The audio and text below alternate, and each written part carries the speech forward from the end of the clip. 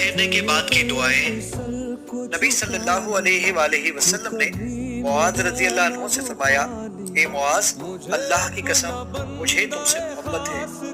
फिर फरमाया, ए मुआज, मैं तुम्हें वसीयत करता हूँ कि किसी नमाज के बाद ये दुआ हरगिज तर्क ना करना।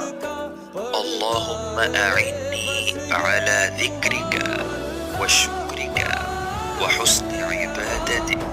ए अल्लाह, तू अपनी याद पर मेरी मदद फरमा और अपने शुक्र पर और अच्छे तरीके से अपनी इबादत बजा लाने पर।